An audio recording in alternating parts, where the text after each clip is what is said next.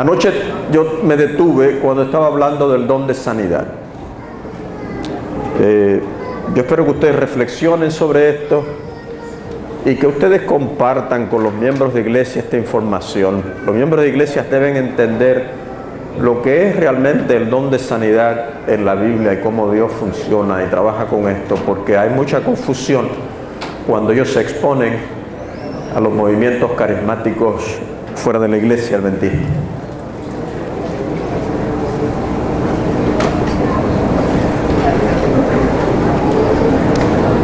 Yo voy a concluir esta sección del don haciendo 3 comentarios relacionados con esto, porque la forma en que Dios interviene en los asuntos humanos es compleja y difícil. Compleja y difícil. Y no podemos entender exactamente por qué Dios hace cosas en la forma en que las hace. Pero es bueno tener alguna idea. Yo voy a mencionarles 3 formas en que Dios, al trabajar con nosotros, particularmente en el área de milagros y sanidad, cómo Él trabaja con nosotros. ¿Estamos claros? Sí. Estamos claros. La primera consiste en una intervención dramática de Dios en los asuntos nuestros. Ustedes van a encontrar en la Biblia este tipo de intervención. Dios viene de afuera, nosotros nos encontramos en una situación, en un contexto de problemas, de sufrimiento, de enfermedad, y Dios interviene, viene desde afuera y entra a ese contexto de dolor y en una forma majestuosa hace un milagro. Y en el Antiguo Testamento el mejor ejemplo que tenemos de esto es precisamente cuando, por ejemplo, el Mar Rojo se abre. Esto es una intervención de Dios majestuosa, donde lo que ningún ser humano podía hacer, Él lo hace interviniendo, entrando a esa experiencia y manifestando su poder. Hay un despliegue de la gloria de Dios y del poder de Dios, y las aguas se revuelcan ante la presencia de Dios y abren un camino. Por ahí sale el pueblo de Dios. Esto sucede, y a veces sucede en nuestro ministerio, una situación compleja, oramos y Dios en una forma majestuosa interviene y resuelve el problema y quedamos maravillados. La segunda forma en que Dios interviene en contestación a nuestras oraciones es menos obvia. Él, en lugar de intervenir desde afuera, trabaja desde adentro de la situación, desde adentro. Guía a seres humanos, y a veces lo que vemos es la acción de seres humanos, y no vemos a Dios, vemos la acción de seres humanos. Pero es Dios trabajando desde dentro de esa situación. Usted tiene, por ejemplo, un día usted va a visitar a una persona y en el camino decide comprarle un regalo, un poco de frutas, unos pedazos de pan, y lo lleva. Y cuando llega a la casa, la persona, usted le dice, le traje esto, y la persona lo mira y abre los ojos grandes, ¿y qué le dice? Ay, pastor, usted no se imagina. Yo estaba orando porque no tengo... ¿Usted se da cuenta de lo que estoy hablando? O sea, Dios trabajó ¿desde dónde? Desde adentro. Usó al ser humano. Y cuando usted mira, usted no ve a Dios. Usted lo que ve es que el pastor se le ocurrió traer la funda esta con unas naranjas, unos pocos de banano y 3 pedazos de pan, porque él pues se preocupa por sus miembros. Pero el que estaba trabajando era ¿quién? Era Dios. Dios estaba trabajando en eso. Él estaba obrando. Y la forma en que lo sabemos es porque hay unas coincidencias. Hay unas coincidencias, hay una petición, hay una coincidencia de acciones. Lo inesperado sucede. Lo que pensamos que no iba a pasar sucede, pero sucede por intermedio de seres humanos. Pero para aquel que ha orado, él o ella pueden ver en eso ¿a quién? A Dios coordinando la acción de seres humanos aquí y allá en diferentes lugares, y de pronto se conjugan todas esas acciones y el resultado es lo inesperado. Dios estaba obrando, ¿pero dónde? Desde adentro, desde el interior, estaba obrando y trabajando con seres humanos. Él no es casi visible. Este tipo de milagro es el más común hoy en día. Y es el más común en la Biblia, donde Dios trabaja desde adentro. El mejor ejemplo que tenemos se encuentra en un libro exclusivamente dedicado a este tipo de intervención divina, donde Dios se oculta, por así decirlo, en la acción humana y utiliza la acción humana para realizar su plan. ¿Cuál libro sería ese? Esther. Es el mejor libro. ¿Usted quiere una teología que ilustre este tipo de intervención divina? Allí está. El nombre de Dios ni se menciona en el libro. Lo que usted tiene es una situación extremadamente problemática para el pueblo de Dios, una amenaza de extinción. El pueblo de Dios orando. Y luego hay una cantidad de coincidencias que ocurren, que suceden. Y en lugar de lo que a nosotros nos gusta, que Dios intervenga en una forma poderosa y sacuda los ambientes, en lugar de eso Dios trabaja desde adentro, moviendo las piezas humanas, usando los corazones que se dejan utilizar por Él para producir lo inesperado en respuesta a nuestras oraciones. Y eso exige del que ora que esté alerta, que esté esperando dónde es que Dios nos está manifestando las pequeñas cosas importantes de la vida, dónde es que Él las comunica. Les cuento una historia personal. Yo estaba en Miami trabajando en la División Interamericana como director de mayordomía y asociado de educación y no sé cuántas otras cosas.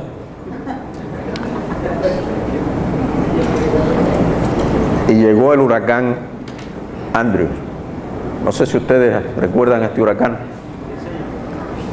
Yo había alquilado una casa y no había asegurado lo que tenía dentro de la casa. Y ese fin de semana, el jueves, yo salí para una semana de oración en Costa Rica. Y a mitad de semana es que yo supe que el huracán había destruido mi casa, porque no había comunicación. Y en Costa Rica, en la mayor parte de nuestros colegios, usted no sabe lo que está pasando en el mundo.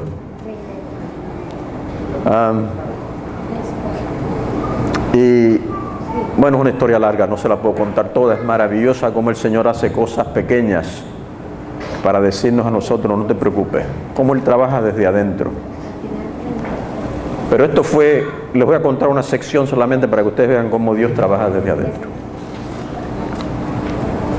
El domingo, antes de que llegara el huracán en Costa Rica, los profesores de teología me invitan a una reunión con ellos para conversar y intercambiar ideas. Y al final de la reunión, ellos me regalan una Biblia hebrea. La Biblia hebrea es grande y pesada. Y cuando ellos me la están regalando, yo estoy pensando, ¿dónde en el equipaje mío yo voy a poder meter esa Biblia? Porque yo soy de los que viajo con el equipo de mano. Pero es una Biblia cara, así que yo le agradezco a ellos, muy feliz. Cuando yo regresé a casa, mi esposa y yo decidimos ir a la casa en ruina y caminar por ella. Fue una cosa muy triste, muy dolorosa. Y mi esposa y yo lloramos muchísimo. Llegamos al cuarto nuestro, dormitorio. La casa estaba, las paredes habían estallado con la presión del viento. la puerta de cristal había desaparecido, la ropa nuestra no se sabía dónde estaba. Allá afuera, contra la verja en ruinas, estaba mi Biblia hebrea. El único libro que yo perdí. Porque la noche antes de irme, yo saqué el libro de la biblioteca, lo llevé a mi cama para repasar algunos versículos que iba a utilizar y lo dejé sobre la mesa de noche. Dejé la Biblia allí.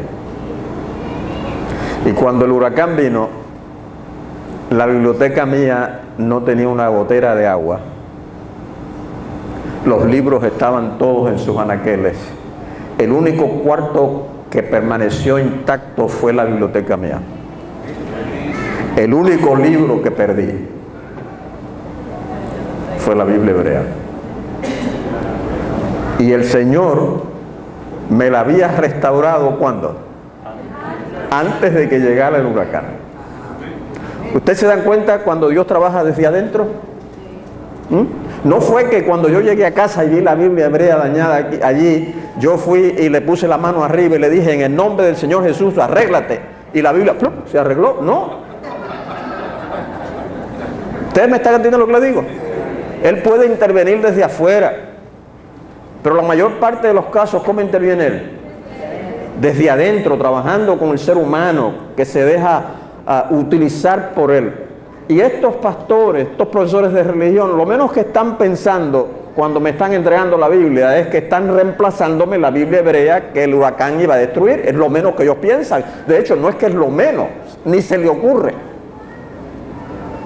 Pero había una mano divina poniendo en el corazón de ellos el deseo de darme una Biblia hebrea porque Dios tenía un plan.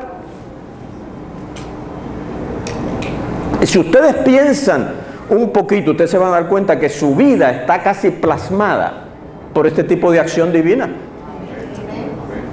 Que así es que Él trabaja con nosotros.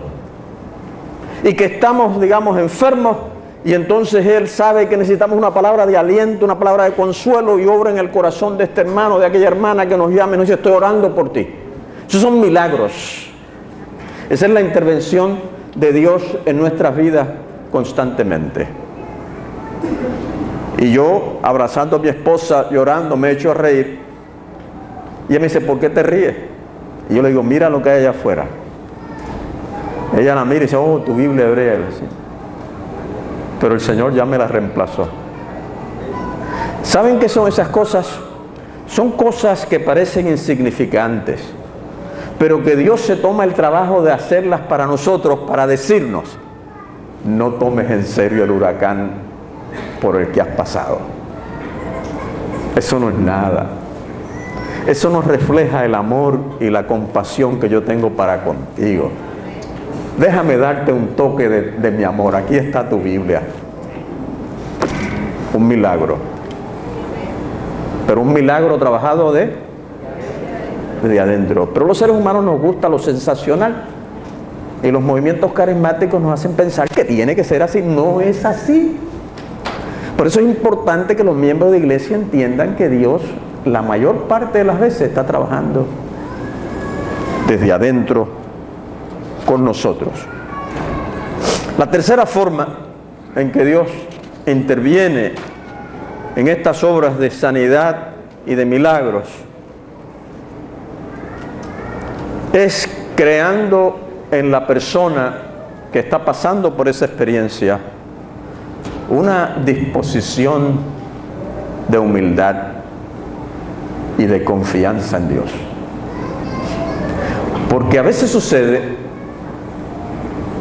que hay un conflicto de voluntades entre lo que Dios quiere para mí y lo que yo quiero para mí. Hay un conflicto de voluntades. Y Jesús estaba consciente de eso. Y por eso cuando los discípulos le dicen, enséñanos a orar, ¿qué hace Jesús? Le da una oración modelo. Y muy en el centro de esa oración, ¿qué frase usted encuentra? Mas no, ¿cómo es que dice en español? No de acuerdo, hágase tu voluntad, eso es lo que dice, hágase tu voluntad como en el cielo, así también en la tierra. Es decir, Jesús está consciente de que puede haber un conflicto de voluntades entre lo que Dios quiere en el cielo y lo que nosotros queremos en la tierra, y Él dice que se haga tu voluntad no solamente allá arriba, sino acá abajo también.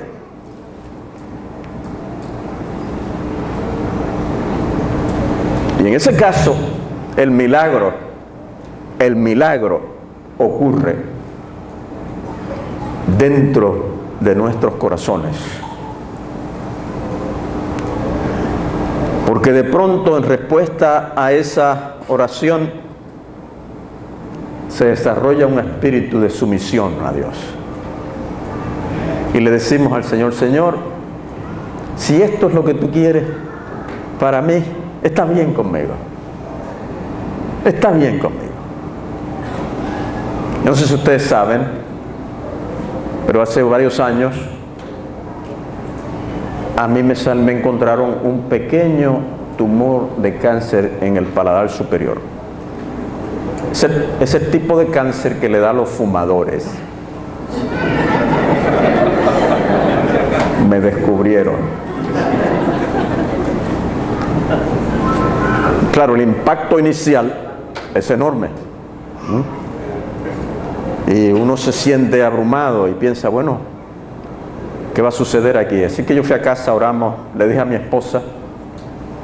Para mi esposa fue mucho más doloroso que para mí. Y oramos. Y yo le dije al Señor: Señor, hay una batalla cósmica.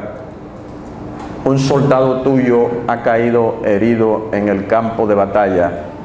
Y yo sé que tú no los abandonas a ellos, que tú los recoges. Recógeme hoy. Y mi esposa me dice: ¿qué si ya tú no puedas volver a hablar y a predicar? Y sin pensarlo mucho, yo le dije a ella: bueno, quizás por eso el Señor me ha dado la habilidad de escribir, porque mi ministerio puede continuar siendo, le dije a ella, tan efectivo con la escritura como por la palabra hablada. ¿Ustedes se dan cuenta de lo que estoy hablando? Cómo la experiencia desde adentro comienza el Señor a cambiar nuestra forma de pensar. En un espíritu de sumisión al Señor, de confianza en el Señor, porque lo conocemos y sabemos el carácter y la bondad de Él, lo sabemos. Y uno se queda tranquilo en el Señor. El cáncer era tan pequeño que lo sacaron, y ellos me dicen que ese tipo de cáncer no ha vuelto. Son más de 7 años, no ha vuelto, gloria a Dios. Yo estoy predicando todavía y escribiendo también. Desde adentro, algo sucede con uno. Cuando el Señor no viene ¡pum!, y hace el milagro, algo sucede con uno. Pero yo quiero que ustedes vean otra dimensión aquí. Y es que Dios, anoche yo les dije, que el conflicto cósmico es a nivel celular. Y estos médicos el Señor los usa, les dio conocimiento y los puede utilizar para desarraigar este veneno que el enemigo ha creado. Y ese es otro tipo de milagro. Esa es otra forma en que Dios trabaja desde adentro, dándole al ser humano conocimiento para que pueda frenar el daño que las fuerzas del mal están ocasionando sobre el ser humano y sobre el cuerpo humano y sobre la mente humana. Pero de la que estamos hablando ahora es la convicción de Romanos 8:28. ¿Recuerdan? A los que a Dios aman. Eso no es natural al corazón humano. Ese es el milagro del Espíritu Santo obrando en nuestros corazones, que nos hace entender que no importa la situación en que yo me encuentre, cuán compleja y difícil es, todas las cosas en las manos de Dios ayudan para nuestro bien. Muy bien, un poquito de devocional allí para que ustedes lo lleven con ustedes, porque estamos hablando de una situación que es muy humana. Esto le sucede a pastores, a presidentes, a miembros de iglesia, a teólogos, a todo el mundo pasa por los torbellinos y los huracanes de la vida. Y es bueno entender que en todos ellos Dios está con nosotros de una o de otra manera. Estos son los dones. Ahora yo quiero que nos concentremos en el don de profecía.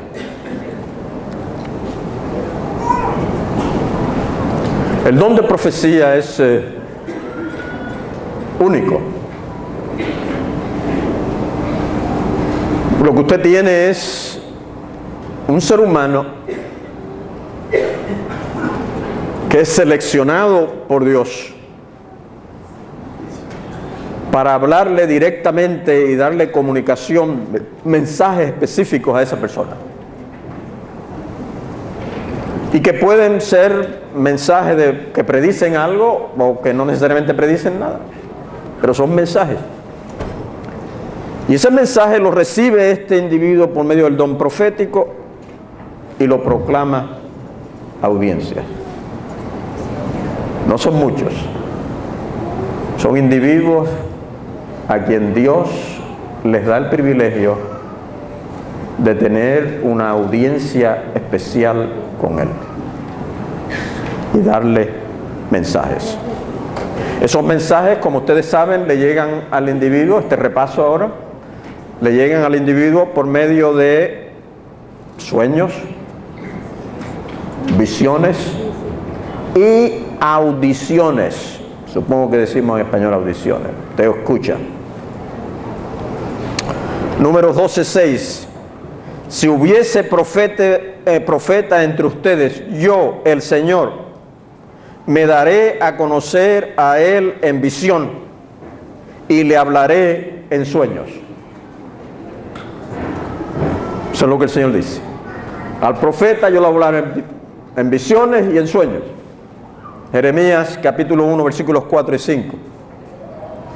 Y la palabra del Señor vino a mí y me dijo: antes de que tú te formaras en el vientre de tu madre, yo te conocí. Poderoso. No hubo una visión, lo que hubo fue ¿qué? Él escuchó la voz del Señor que le dijo: yo te conocí. Yo te conocí. Cuando el profeta está recibiendo estos mensajes, pasa, como ustedes saben, por unas experiencias únicas. Ellos son los únicos que ven. Los que están alrededor no ven nada. Una audiencia privada con Dios. Ocasionalmente se caen al piso, pierden la fuerza, se duermen, entran en conversaciones. Juan en Apocalipsis 1:17 dice que él cayó al piso como una persona muerta, es decir, se quedó sin respirar. En algunos casos hay una experiencia postvisional que es traumática. Pablo se quedó ciego después de la visión. Zacarías en Lucas no podía hablar. Daniel en el capítulo 8 dice que se quedó enfermo por varios días.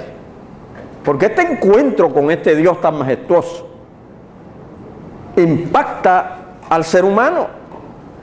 Y Dios le da la fuerza, pero tiene un impacto sobre él. Y ese mensaje que ellos reciben lo van a comunicar en forma oral. Iban al lugar de la ciudad donde había mucha gente y allí daban un discurso. Esto es lo que el Señor me ha dicho para ustedes. Le daban un discurso o le contaban una historia, una narración, o le contaban una parábola o construían un poema. En nuestras Biblias, traducciones ahora más recientes, ustedes ven estos poemas en los mensajes de los profetas, ¿no? Poemas, no son poemas en español, pero son poemas en hebreo. ¿Por qué? Porque era más fácil recordar la información si estaba en forma de poesía, con el ritmo. Era más fácil preservarla. Eran hombres y mujeres con una capacidad que Dios le había dado que era única. Pero escuchen bien, es un don que puede ser falsificado y que ha sido falsificado. Y uno de los problemas más complejos entre los eruditos del Antiguo Testamento no adventistas es precisamente trabajar con la conflictiva de falsos y verdaderos profetas en Israel. Y aparentemente en algunos momentos de la historia del Antiguo Testamento había más profetas falsos que profetas verdaderos. Ustedes tienen la historia de Micaías creo que le llaman, en Primera de Reyes 22, donde el rey Acab y Josafat van a salir a pelear contra los arameos. Y Josafat, que es un hombre muy religioso, le dice a Acab: Melissa, tú tienes un profeta aquí que nos diga algo acerca de la voluntad de Dios en él. No. Yo tengo uno ahí que se llama Micaías, que yo ni me preocupo por él porque todo lo que él me dice es malo, pero tengo aquí como 100 profetas de Baal que todos me están diciendo que está bien. Si la falsedad se multiplica, es como la hierba mala. La falsedad tiene la capacidad de multiplicarse, de abrumar, de ser lo más visible. Usted no se preocupa por la grama y la hierba mala va a acabarla. Y el momento que usted mira al campo y lo que tiene es hierba mala. Tiene que ir y buscar para encontrar que todavía queda un poquito de hierba buena. Y el resultado es que como abunda, la gente piensa: esto es lo que es.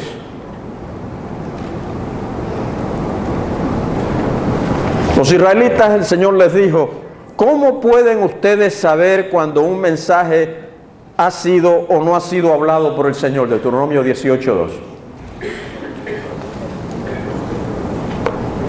Y tenemos lo que ustedes conocen, y vamos a repasarlo: los criterios para distinguir el falso profeta del verdadero profeta.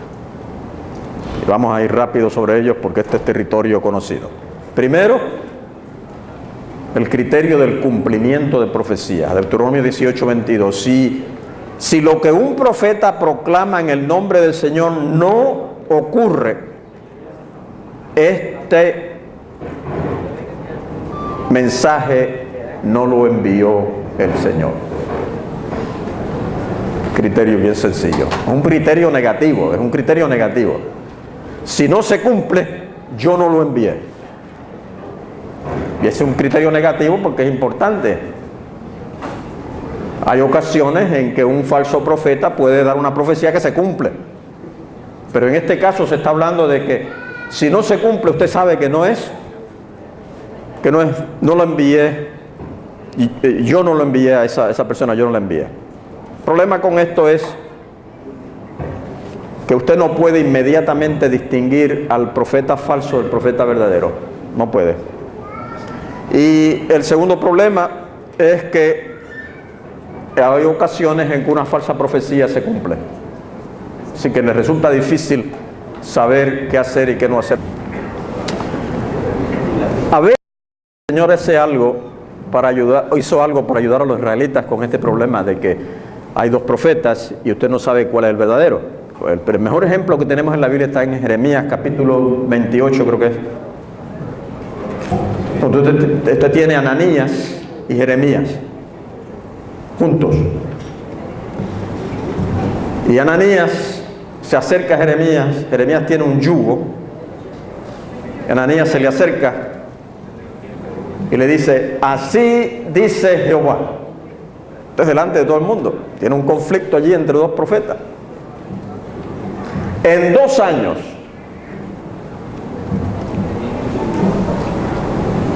lo que Nabucodonosor se llevó del templo va a regresar acá. Y los exiliados en 2 años van a regresar acá. Y Jeremías le dice: amén, que así sea. Que así sea. Y entran en un diálogo. Jeremías le dice: tu profecía no coincide con las profecías del pasado. Y Ananías se enoja y toma el yugo de Jeremías, le dice, esto es lo que el Señor va a hacer con el yugo de Nabucodonosor, lo va a romper. Y Jeremías se intimida un poco, y dice la Biblia que se volteó y se fue, dijo, yo no sé qué hacer. Y cuando se está volteando para irse, el Señor le dice, no, regresa. Y dile a este hombre que yo no lo envié. Y ahora usted tiene un problema, tiene dos profetas, uno diciendo una cosa, otro diciendo otra. ¿Cómo usted sabe quién es quién? Para nosotros es fácil porque ya conocemos la historia, sabemos que el verdadero era Jeremías. Pero para los individuos que están allí, usted tiene dos profetas, ¿qué va a hacer? Y el Señor hizo algo, le dijo a Jeremías, vamos a darle una profecía a corto plazo. Hay una profecía a largo plazo, pero vamos a darle una a corto plazo para que ellos vean que cuando esta se cumple, yo hablé por ti. Y él se para frente a este hombre y dice, Jehová dice, yo no te envié, y en este año tú te mueres.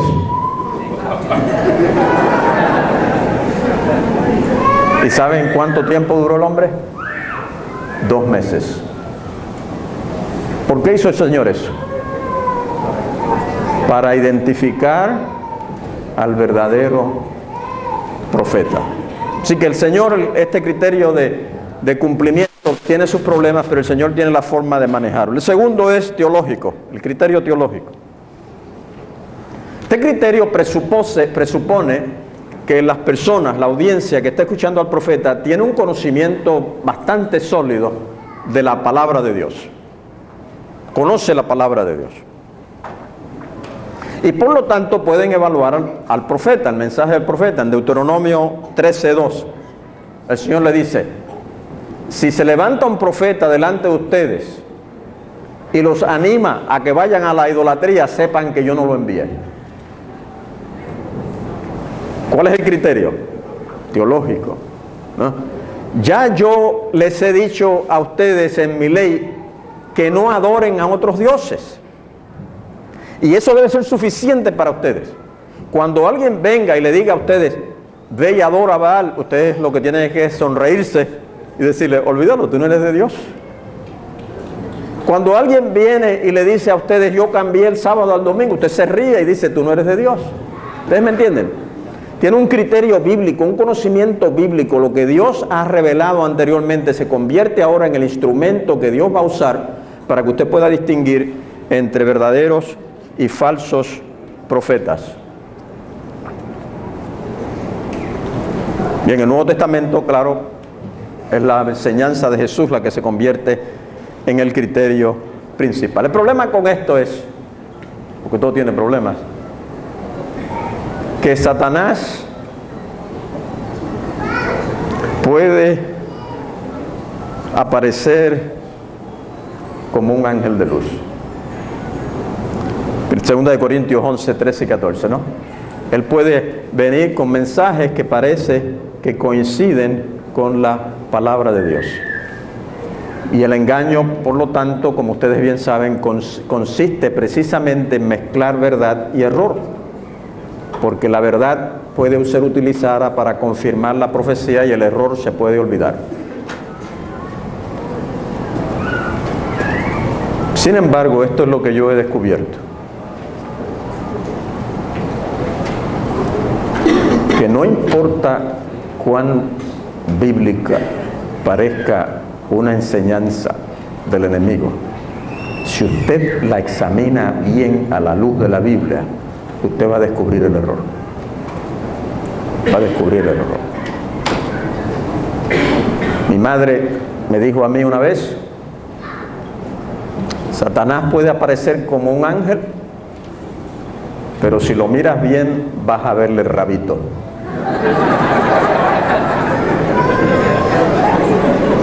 No es muy sofisticado, no es idioma teológico, pero muy cierto, ¿no es cierto? Muy cierto, todo lo que usted tiene que esperar y observar, y usted va a verle rabito. Rápidamente, el criterio de ética, Ezequiel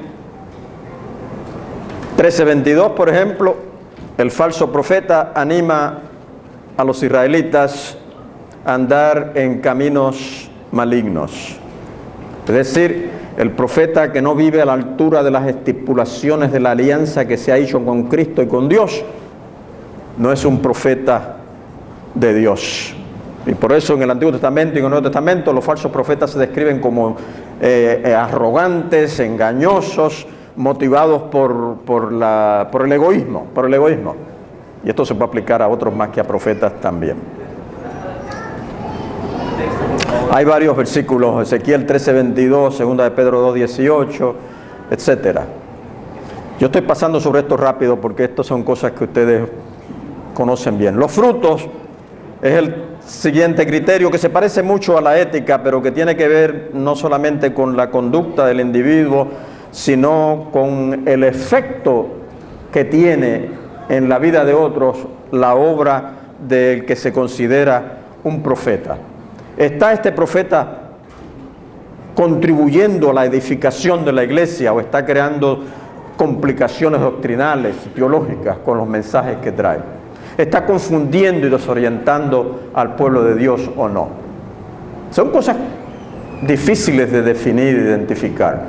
Hace poco, de hecho hace 2 años, apareció en Norteamérica un individuo que estaba recibiendo sueños. Y al principio él contaba los sueños, pero muy pronto él se movió de contar sueños a Dios me reveló.